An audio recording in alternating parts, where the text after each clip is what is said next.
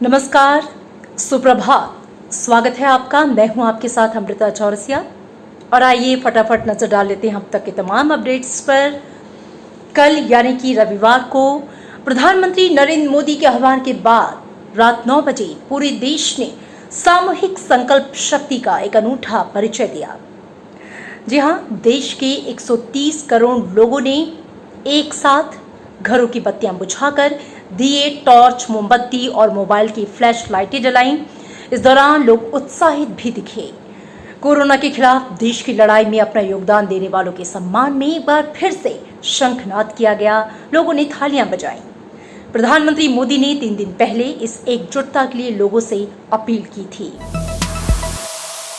राष्ट्रपति रामनाथ कोविंद, उपराष्ट्रपति एम वेंकैया नायडू और प्रधानमंत्री नरेंद्र मोदी ने अपने अपने आवास पर दिए जलाए।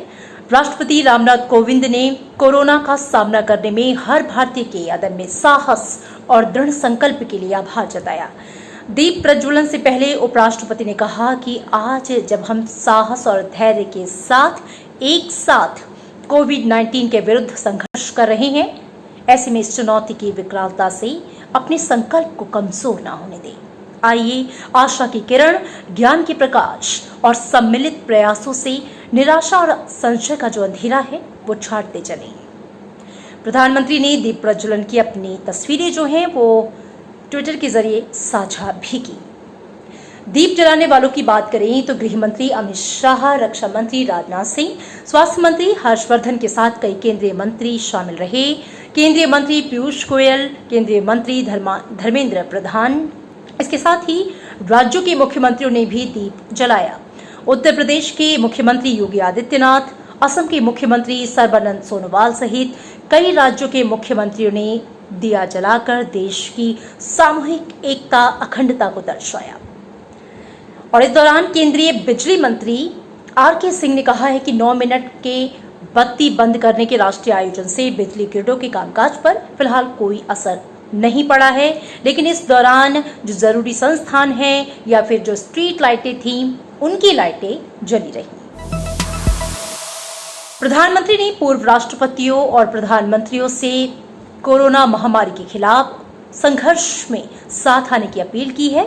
उन्होंने पूर्व राष्ट्रपति प्रणब मुखर्जी, प्रतिभा पाटिल, पूर्व प्रधानमंत्री मनमोहन सिंह, एच.डी. देवेगौड़ा, कांग्रेस अध्यक्ष सोनिया गांधी, समाजवादी पार्टी के नेता मुलायम सिंह यादव और अखिलेश यादव, पश्चिम बंगाल की मुख्यमंत्री ममता बनर्जी, ओडिशा के मुख्यमंत्री और बीजू जनता दल के अध्यक्ष नवीन पटनायक सहित कई दलों के मुख्य नेताओं से बातचीत की। प्रधानमंत्री एक बार फिर से बुधवार को वीडियो कॉन्फ्रेंसिंग के माध्यम से विभिन्न दलों के नेताओं से बातचीत करेंगे।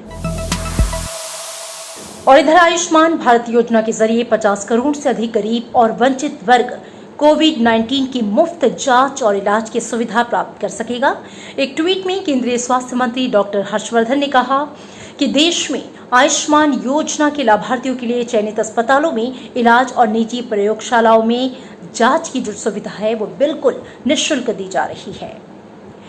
इसके साथ ही उन्होंने कहा कि फिलहाल करीब 28,000 राहत कैंप और आश्रय स्थल बनाए गए हैं। 75 लाख लोगों को 20,000 खाद्य शिविरों में भोजन दिया जा रहा है। इसकी समुचित व्यवस्था है। विश्वव्यापी कोरोना वायरस संकट से उबरने के लिए एक तरफ इसके इलाज की खोज जारी है, तो वहीं विशेषज्ञों का ये मानना है कि शरीर की जो रोग प्रतिरोधक क्षमता है उसे बढ़ाकर संक्रमण के खतरे को कम किया जा सकता है और प्रतिरोधक क्षमता बढ़ाने में आयुर्वेद मददगार साबित हो सकता है।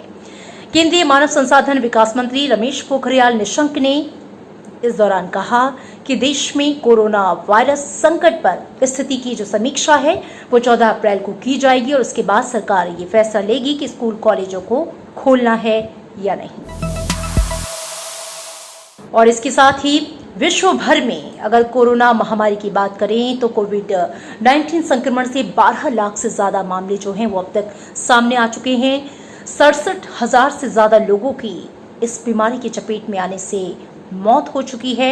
और इसके अलावा आपको बता दें कि 12 लाख से ज्यादा मामले सामने आए हैं, लेकिन दुनिया भर में करीब 2,56,000 लोग ऐसे भी हैं जो इस बीमारी के चंगुल से बाहर आए हैं, ठीक हुए हैं। और इसी बीच अमेरिका ने 3 लाख से ज्यादा लोग कोरोना की चपेट में हैं। वहां अब तक 9,000 से ज्यादा लोगों की मौत हो चुकी है। अमेरिकी राष्ट्रपति डोनाल्ड ट्रंप ने मरीजों के इलाज के लिए भारत से हाइड्रोक्सी क्लोरोक्वीन दवा भेजने का अनुरोध किया है। स्पेन में 1,30,000 से ज्यादा लोग कोरोना संक्रमित हुए हैं। मौत का आंकड़ा यहां पर 12,000 को पार कर गया है, जबकि इटली में अब तक सबसे ज्यादा 15,000 से ज्यादा लोगों की मौत कोरोना संक्रमण के चलते हुई है।